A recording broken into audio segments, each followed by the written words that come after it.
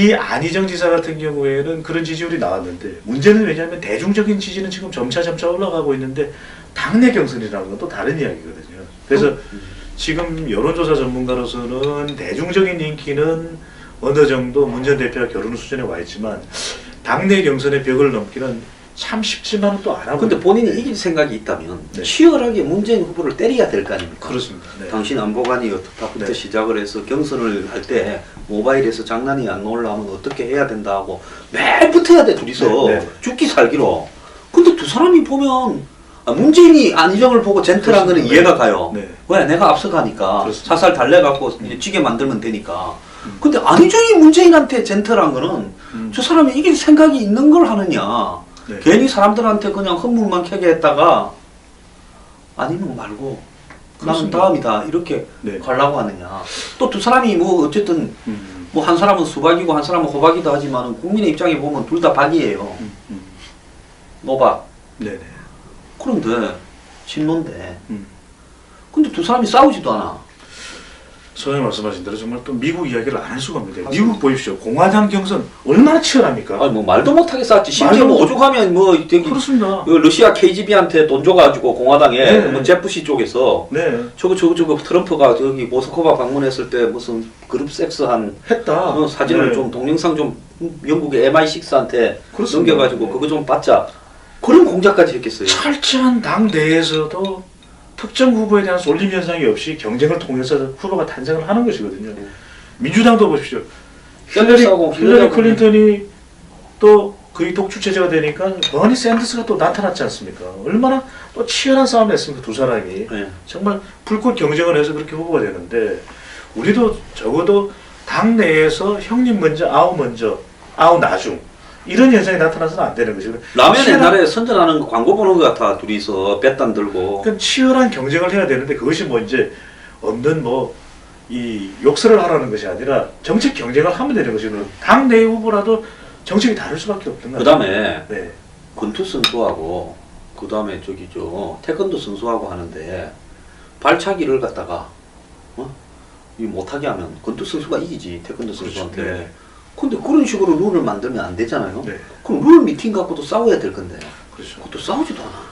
그러니까 박원순 시장도 그렇고 김부겸 의원도 문제를 링 제기하다가- 위에 못 올라갔거든요. 네. 그러니까 저는 이 링 자체가 경선이라는 것이 충분히 그러니까 어떻게 보면 이런 이야기를 하게 되면 문 전 대표를 좀 깎아내리려고 문 전 대표를 질투해서 반문이니까 이렇게 이야기를 하시는데 저는 그게 아니라 저희들이 경선을 통해서 경쟁력이 더 있는 후보가 나올 수 있고 더 많은 유권자들 국민을 만족시킬 수 있는 후보가 될 수 있는 것이거든요. 근데 오늘 이 자리도 반드시 소개를 드려야 되는 것이 이 한국갤럽이 자체 조사로 지난 7일부터 9일 실시하고 10일 발표한 조사인데 전국 1,007명 표본 오차는 95% 신뢰 수준에 플러스 마이너스 3.1%포인트이고 응답률은 20% 성, 연령, 지역, 가중치가 적용되었고요. 이 더 자세한 사항은 중앙 선거 여론조사 공정인재는 빠졌습니다. 심의위원회 홈페이지에서 확인하실 수가 있는데 참 여론조사 하시는 분들은 말할 때마다 이거 외우려면 참 선생님 제가 이야기까지는 안 들렸는데 우리 또 황장수의 뉴스 브리핑이니까 말씀드리는데 이런 제도가 현 정부에서 생겼습니다. 네.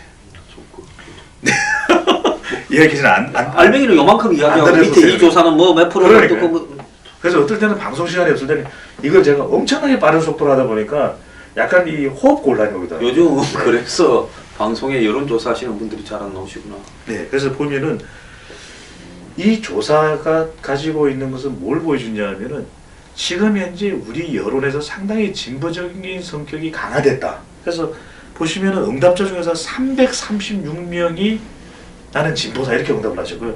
보수가 263명, 중도가 258명입니다. 그러니까 이 조사만 보더라도 지금 우리 국민들이 탄핵 과정에서 굉장히 진보성이 강화되어 있거든요. 근데 여기서 박근혜 대통령이 잘못한 건 잘못한 거고 네. 보수는 보수고 진보는 진보인데 네. 박 대통령이 잘못했다고 어느 날 보수가 진보가 되고 이것도 좀 웃긴 거 아닙니까? 웃기는 일이 많죠, 저희. 그건 넘어갑시다. 네. 국민들 그것도 좀 색깔 왔다리 갔다리 하지 말고 한 군데 좀 있기 바랍니다. 네. 스테이 데어. 네. 네. 그래서 더불어민주당도 보면은 57%가 지금 지지층 중에서는 문 전 대표를 지지하고 있는 절반이 넘는 겁니다. 그러면 어떤 이야기가 나올 수 있냐면 이 이 내용만 보면은 과연 더불어민주당에서 절반 이상이 문 전 대표를 지지하고 있거든요. 그럼 과연 결선 투표로 갈 수 있겠느냐? 그러니까 결선 투표로 가지 못한다면 안 지사가 1차 투표에서 앞설 수 있는 가능성은 크지 않거든요. 그러니까 이미 기울어진 운동장이라는 이야기가 나올 수밖에 없고, 그 다음에 지금 이 조사에서 더불어민주당 지지층이 20%가 안희정 지사를 지지하는 걸로 나옵니다. 아무리 안깨비, 도깨비처럼 촛불을 훅 불었더니 정말 매력적인 남자로 나타났지만 적어도 더불어민주당 지지층 내에서는 그렇지 않다, 압도적이지 않다고 볼 수 있는데, 재밌는 건 보면요, 저는 이게 깜짝 놀랐는데 국민의당 지지층입니다. 국민의당 지지층에서는 문 전 대표를 지지하는 사람들이 11%입니다. 그럼 문시당 상대 나가 있죠. 11%입니다. 근데 안희정 지사는 무려 24%입니다. 네.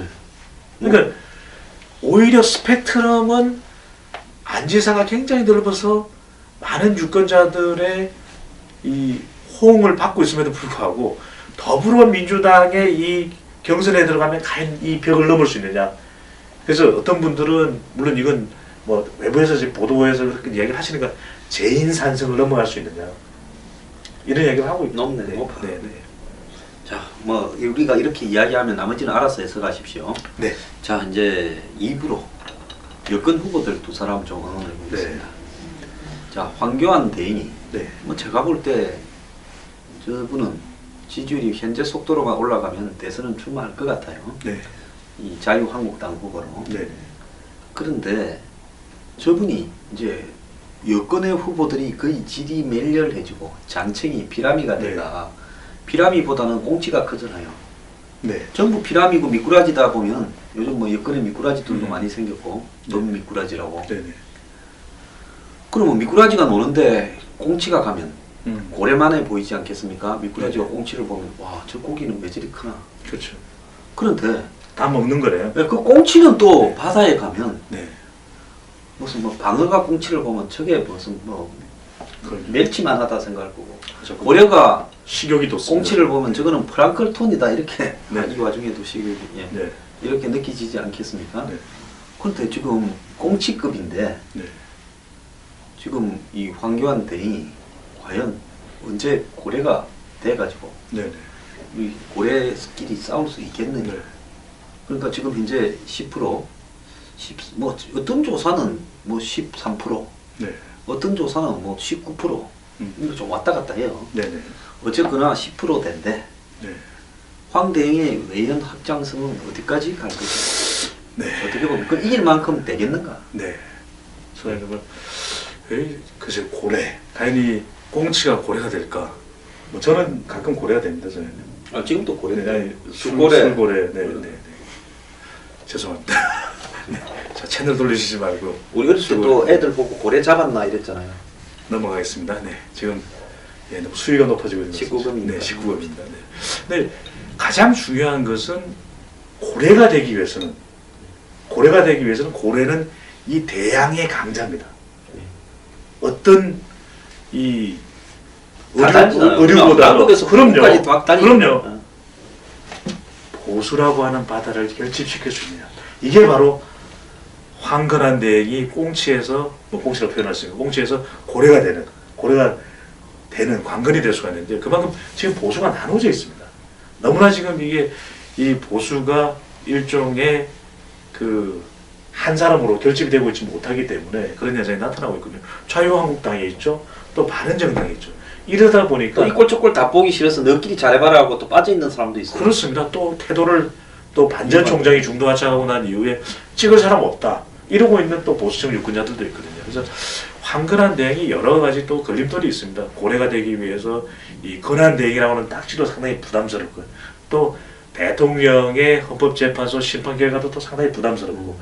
근데 다른 걸 다 떠나서 중요한 건 과연 지금 꿈틀꿈틀 올라오고 있는 다른 경쟁자들, 유승민 후보, 남경필 후보, 또 심지어는 이 김진 후보, 김진 후보십니다. 네. 또 트럼프 또 홍준표 지사, 이런 또 사람들이 있잖아요. 피닉스제. 피닉스제를 놓쳤네. 네네네. 피닉스제까지. 정말 소장님 출마 안 하시는 건가요? 문수형도 있고 네네네. 문수보살. 그러다 보니까 이 모두를 아우를 수 있을 만한 보수 대결집을 과연 황근황 대행이 할 수 있느냐. 요즘에 황교안 근황 대행의 지지율이 상당히 높은 것은 그만큼 좀 보수 지지자들 쪽에서는 좀 안정감이 있다. 오히려 보수를 대변하는 이미지를 준다고 이렇게 보고 있는 것 같습니다. 근데 중요한 것은 과연 요즘 또 황교안 근황 대행의 유행어가 있는데요. 국정이 매우 엄중합니다. 차분하게 또. 이렇게 차분하게 이야기를 그분 하고. 또 목소리를 깔더만요. 네, 사면 앞에 조심하세요. 뒤에 조심하세요.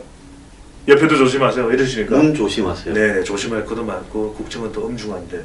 근데 이러한 가운데 황교안 근황 대행이 주목 효과를 누리고 있습니다. 이게 여론에서 주목받는 효과가 매우 중요하거든요. 근데 주목은 받고 있는데 과연 이것이 보수 전체를 아우르는 매력으로 연결될지는 좀 지켜봐야 될 것 같고요.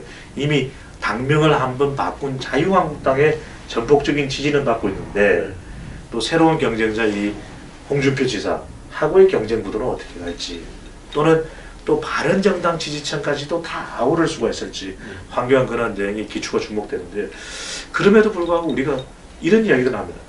과연 근황 대행이 출마할 수 있느냐 또 현 정부에 대한 책임은 있는데 나올 수가 있느냐라고 이야기를 하는데 중요한 것은 이 선거는 현실적인 문제거든요. 자기의 지지율이 나오게 되면 그런 욕심이 생깁니다. 나 나가겠다 이렇게 될 수밖에 없는 것이고 두 자리 지지율이기 때문에 그리고 또 중요한 것은 지금 본인이 그런 지지율을 누리고 있기 때문에 국정에 어느 정도 주도권을 질 수가 있는 것이고요. 또 권한 대응으로서 또 하나 중요한 것은 앞으로 어떻게 보면 이런 지지율이 정치적인 보험을 드는 것일 수도 있습니다. 출마를 하게 되게 되면 또 견고한 본인 지지층이 생기게 되는 거예요. 그리고 야당에 또 당수도 될 수 있고 또 그 그렇죠. 다음에 또 볼 수 있고 뭐 나이가 그리 많지 않다. 우리가 앞으로도 이걸 계속 들을 것 같습니다. 앞에 조심하세요. 뒤에 조심하세요. 옆에 조심하세요. 국정이 매우 엄중합니다. 이런 이야기를 계속 들을 것 같습니다. 서울을 할 걸 그랬어. 그러니까요. 근데 지금 이렇게 칩시다. 네네. 고래가 이제 대서양까지 나와야 그럼요. 북극도 가고 이래갖고 이제 이기는 거예요. 네. 그런데 우리가 지도를 보면 고래가 흑해에 갇혀 있어요. 그렇습니다. 흑해. 지금은 꽁치가 이제 네. 상으로는 변신을 할 것 같아. 네. 그래서 다른 꽁치들 뭐 피닉스 꽁치니 문수 꽁치니 뭐 트럼프 홍이니 다 잡아먹었다 칩시다. 네네. 그러면 흑해에 있다고. 네. 흑해는 이 지중해 안에서도 또 같이 물이잖아요. 그렇습니다. 그럼 보스 플러스 해협을 빠져나와가 지중해에서 지중해까지 다 먹어야 보스처럼. 해변 그 바다의 이름도 보스프러스네. 보수네. 보스플러스. 예. 네네. 바다마저도 보수입니다. 예, 네. 이 보스플러스는 동서양을 가르는 터키 네네. 이스탄불 앞에 있는 조그마한 해협이고 그 안에 들어가면 흑해입니다. 흑해는 네네. 연못 같죠. 네네. 지도로 보면. 그럼 나와서 대서양까지 와야 보수가 지중해까지 끝까지 와야. 네. 그러면 저기에 뭐가 있습니까? 한쪽은 탕헤르고 한쪽은 스페인용. 제가 무식이 탈로 나오고 있으면 처음 듣는 예. 감사하면서요. 거기까지 가야. 네. 그 이제 영국령이죠. 스페인 땅 끝에. 네. 영국 그 시민지가 조그마한 게 있지 않습니까? 네.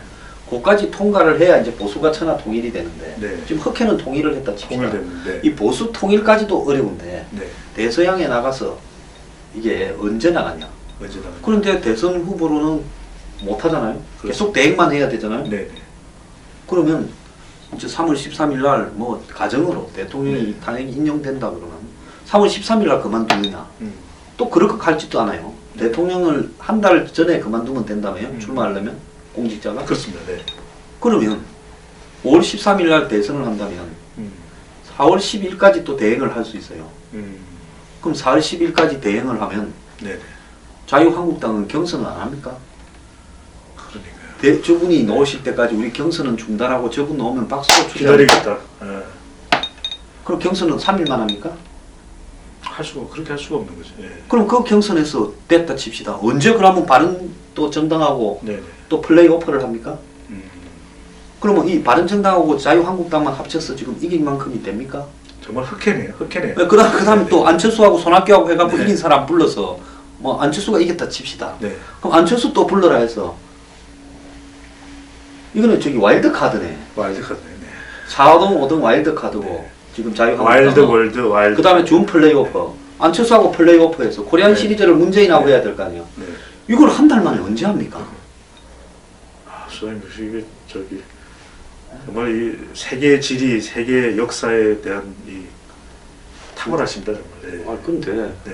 그래서 제가 보면 그러니까 그래서 뭐 지금 초음속으로 마하로 고래가 헤엄을 쳐도 그렇습니다. 대서양까지 언제 나올 줄 모르겠는데 지금 흑해 안에 갇혀서 이 바다는 내 거야 네. 하고 지금 있다라는 생각이 든다는 거예요. 고래 소리 지른다고 고래가 되는 것도 아니고. 그리고 그래서 지금 선생님 말씀하신 대로 이 황교안 권한대행이 새누리당 이름 바꾸죠. 자유한국당 아주 헷갈리네요. 자유한국당의 지지는 받을 수 있겠지만 말씀하신 대로 그러면서도 또 이 고래가 받을 여러 가지 또 비판에 직면하게 되는 거거든요. 선생님 말씀하신 대로 만약에 권한대행의직을 내려놓으면 정말 대한민국은 거의 한 달 이상은 정말 이 망망대해를 표류하게 됩니다. 그러니까 지금 유일호 부총리는 뭡니까? 아닌 밤중에 대통령 권한대행 겸 국무총리 권한대행 겸 부총리 겸 경제기획재정 뭐 이렇게 되는 거거든요. 그래서 아니 뭐 본인마저도 그냥 꽃배기 내가 뭔가 이렇게 꽃배기 네, 대응을 하든가 말든가 막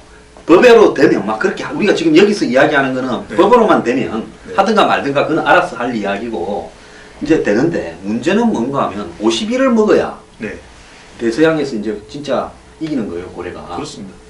그런데 지금 흑해에서 다 먹어봤자 20이야.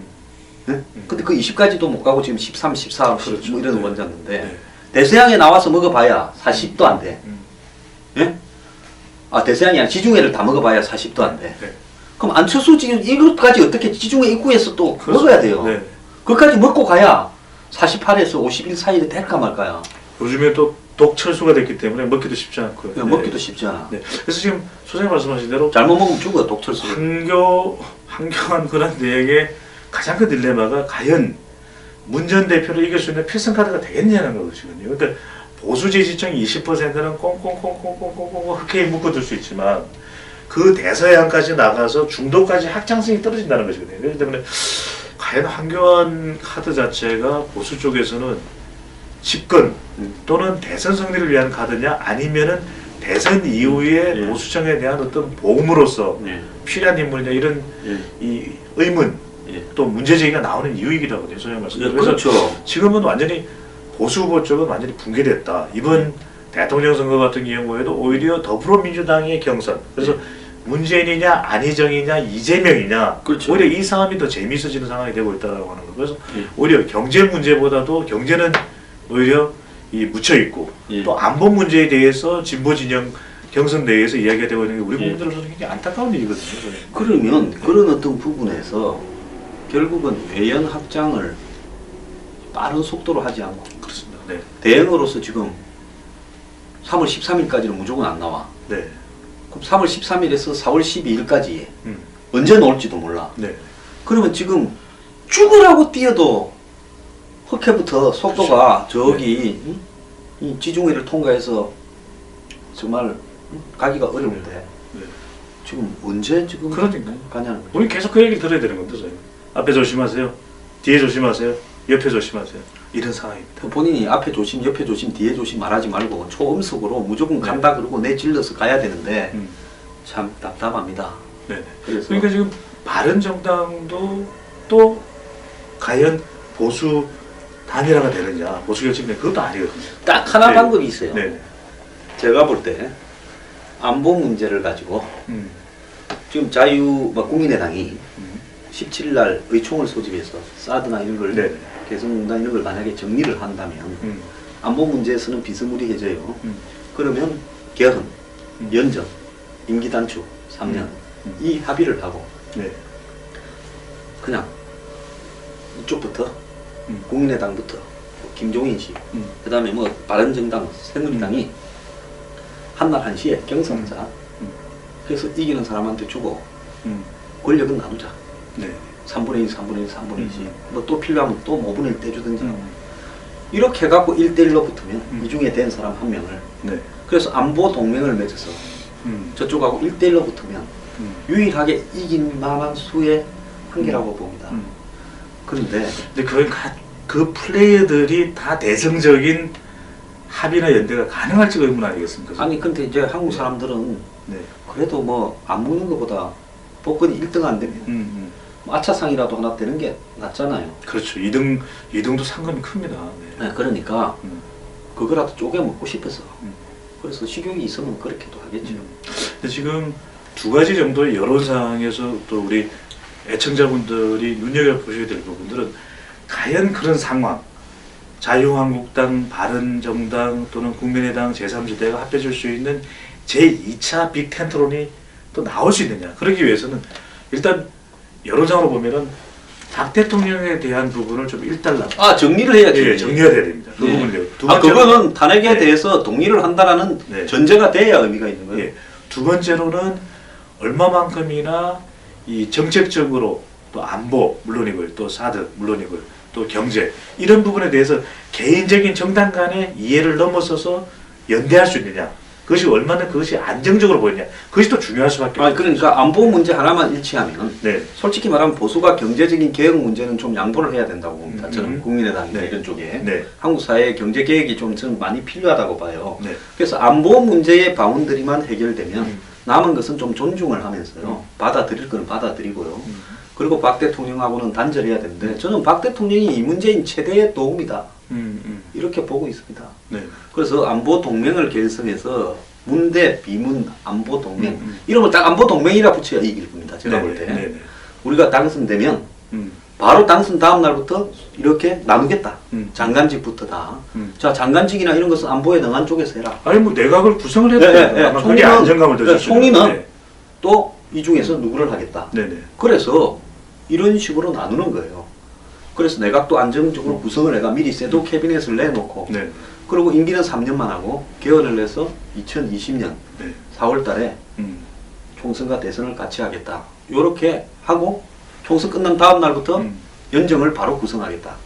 우리 브리핑을 그분들도 보고는 계신 거죠, 서영님? 그래서 네, 우리가 나중에 정부적으로 정의으로 저희가 한 200만, 300만 명 네. 보고 있으니까. 네. 안보 동맹이다라는 말을 황장수가 제일 먼저 했다. 네, 네. 제가 원래 개헌을 엄청 싫어하는 사람이었는데요. 안보 문제 때문에. 네. 제가 어제 밤을 새도록 고민을 하다가 음. 내가 이제는 내 욕심을 버려야 되겠다. 조금 창백해 뭐, 보이신다. 그래, 힘이 좀 빠져. 다음 안보에 대해서 시원찮은 사람이 잡아서 5년 하더니 네, 내가 개헌에 대한 욕심을, 이 개헌을 반대하는 네, 내 입장을 버리고 음, 차라리 개헌을 해서라도 네.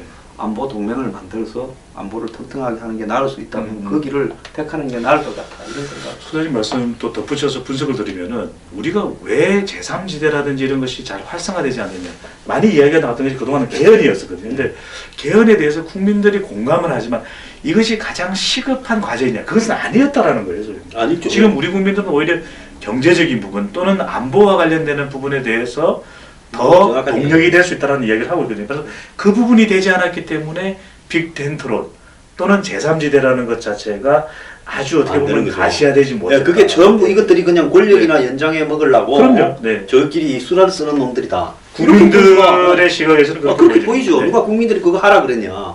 그런데 지금은 뭔가 하면 안보가 위태롭다 해서 네. 안보를 베이스에 깔고 그 베이스에서 경제는 개혁하겠다고 야권의 의견을 좀 받아들이고 네, 네. 이러면서 이 안보 동맹을 만들게 되면 이건 국민들로 봐서는 명분이 있게 보이는 거죠. 그래서 강조드립니다. 안보동맹은 황장수 소장님의 특허입니다. 이게 특허청. 자, 이게 우리가 자막 나가고 있죠. 나중에 안보동맹은 특허. 네. 나중에 수금하루는 네네. 저 사람 혹시 쓰면 네. 수금하루는 네. 우리 저 배 본부장이 그렇습니다. 제가 가면 안 내지는 못할 겁니다. 돌아. 가서 저기 네. 영화 그 뭡니까 비애랑 거리에 보면 조인성이 수금하 땡벌 부르면서 그렇죠. 이 수금하러 가잖아요. 그 노래죠. 제가 잘 부릅니다. 땡별 땡별. 네. 그러면서 비열한 거리 영화. 네, 그러면서 이게 딱 벗잖아요. 네. 다 벗잖아요 이렇게. 그리고 다 벗으면 안 될 것. 반스만 입고 딱 네. 들어놓는 거예요. 돈 주라. 네. 그때 수금하러 오면 반띵 합시다. 알겠습니다. 네. 자 그리고 이제 마지막으로 네. 뭐 이거는 중요한가 안 중요한가 모르겠는데 좀 짧게 합시다. 네. 유승민 의원 무슨 말을 하는 거는 보면 안보는 강화해야 되고 네. 경제는 이대로는 안 된다. 개혁해야 된다. 옳은 이야기를 제일 옳게 하는 것 네. 같아요. 네. 그럼 저분은 옳은 이야기를 하는데 왜 저렇게 지지율이 있는 가장 큰 이유는 뭐 지금 뭐 한 세 가지 정도를 이야기를 드릴 수 있을 것 같은데 첫 번째는 이미지인 것 같습니다. 현 정부 지금 현 정부에서도 그래도 원내 대표를 맡았었거든요. 집권여당에 새누리당에 과거 새누리당에 뭐 대통령과 과거적은 했지만 그래도 또 보수 유권자들이 볼 때는 이미지가 약간 대통령에 대해서 각을 세우는 그런 이미지 뭐 이른바 배신자 이미지가 남을 수 있거든요. 본인은 원치 않지만 그리고 또 하나는 지금 본인이 보수의 어떻게 보면은 결집의 중심점이 돼야 되는데 예. 지금 또 보수가 나눠져 있습니다. 그렇게 돼 그러다 보니까 유승민 쪽으로, 유승민 후보 쪽으로 또 여론이 모아지지 않는 것이 있고요, 보수 중에서. 또 하나, 전반적인 이 외연은 확정이 됐습니다.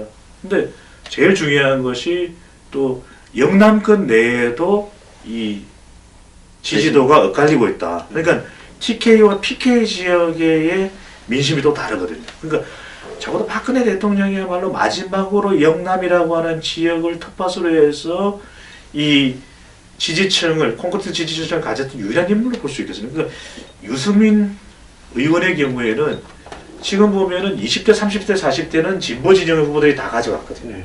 그리고 수도권, 호남, 충청은 내 지역이 아닙니다. 그렇다면 영남이 남아 있는데 영남에서의 결집도가 지역 결집 능력이 약하다. 그래서 이미지, 그 다음에 보수 분열, 지역 텃밭이 없다. 사실 대구가 완전 텃밭은 되지 못하고 있거든요.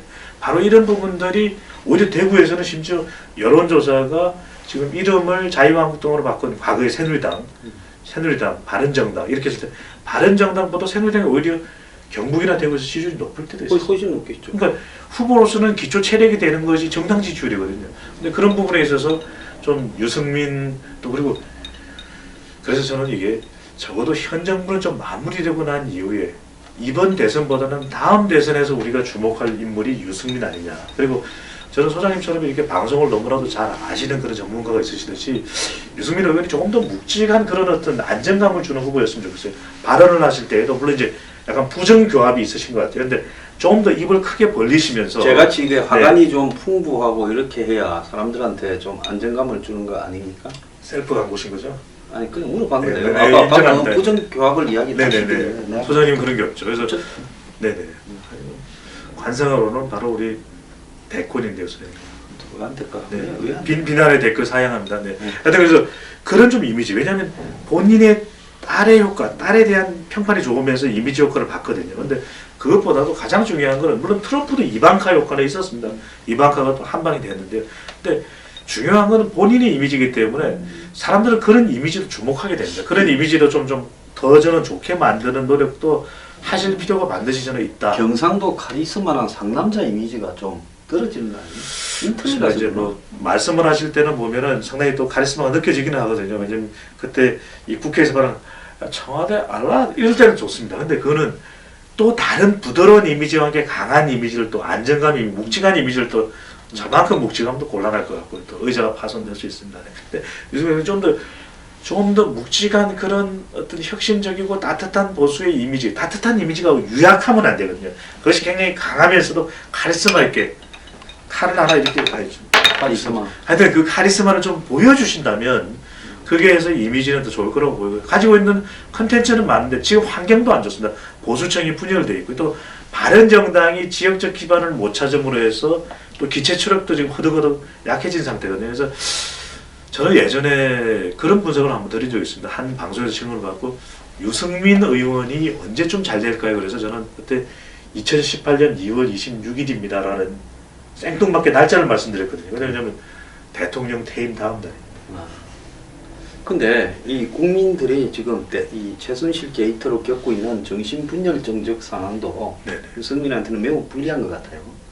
국민을 배신한 사람을 국민은 배신자라고 하잖아요. 네. 네? 네네. 저 국민을 배신한 사람을 네. 아, 더블 배신이네요. 배신자라고 하잖아요. 네네. 그래서 제가 아는 우리 가족 중에도 배신이라는 사람이 있습니다. 아니 국민을 배신한 사람이 배신자입니까? 국민을 배신한 사람을 배신한 사람이 배신자입니까? 아, 어렵습니다, 선생님. 일부러 제가 이런 어려운 질문을 일부러 좀 저한테는 좀 어렵게 하나- 말해야 네네. 댓글이 덜 달리거든. 덜 달리는 저는 거예요. 이 총명하신 분들의 댓글만 기대합니다. 그러면 국민을 배신한 사람을 아니, 배신자 국민을 배신한 사람을 또 배신한 사람을 배신자로 배신자로 이해하는 거는 어떻게 되는 겁니까? 선생님? 그래서 참 이거 어려운데요. 네네. 국민을 배신했다. 이건 진짜 대역 배신죄지 않습니까? 네네. 근데 그 사람을 또 배신했다고 해서 이 사람 배신자라고 그러거든요. 왠지 마무리할 타이밍인 것 같습니다, 저희. 네, 그래서 네. 자꾸 뭐 배신자요. 선생님 저도 그 노래 부르려고 그랬는데 사랑의 네네. 배신자 이런 우리 노래도 있잖아요. 더 회원들 더 늘어나는 거죠 이런 거 아, 통해서. 그래서 제가 앞으로는 이제 노래를 부르면서 진행을 하는. 그렇습니다. 네. 네. 점수는 나옵니다. 예, 알겠습니다.